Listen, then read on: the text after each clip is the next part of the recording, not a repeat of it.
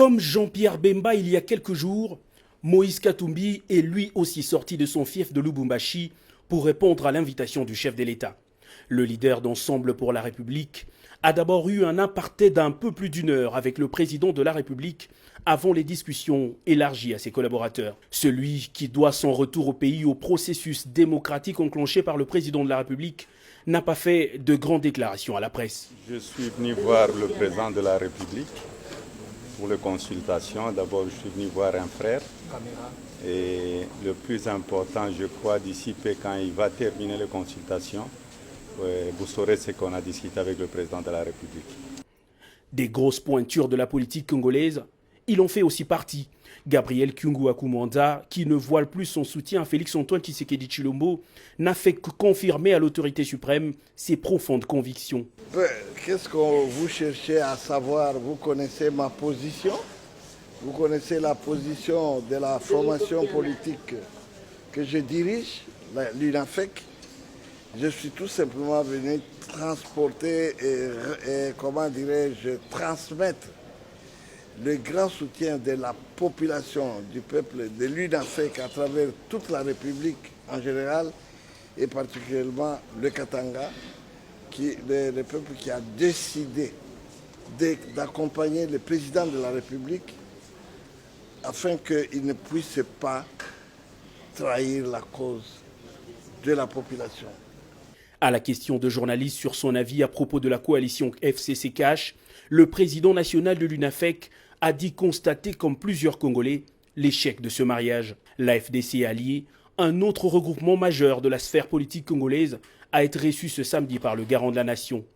Modeste Bahati Lukwebo, qui le conduisait, affirme avoir déballé le contenu de leur plan de sortie de crise avec le président de la République. Nous avons fait un plaidoyer pour la paix, la bonne gouvernance, gouvernance politique, gouvernance économique, gouvernance climatique, gouvernance diplomatique et sécuritaire.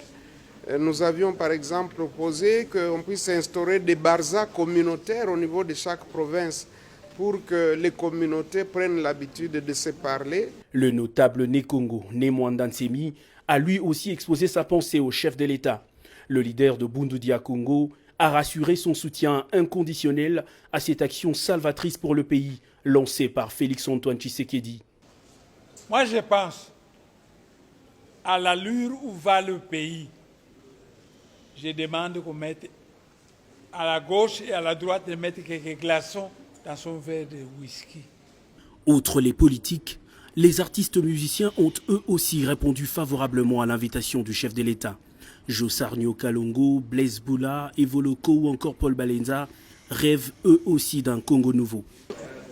C'est une première depuis que notre pays est Congo, que une autorité convie les artistes musiciens que nous sommes à participer à une consultation.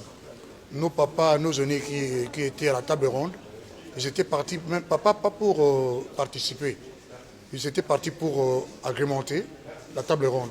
Et là, c'est une première. Et nous lui avons remis notre mémo que nous avons préparé. Et il a répondu à certaines questions ou certains de nos desiderata. Tout doucement, les pièces de la carte se constituent et l'option de l'union sacrée de la nation se solidifie.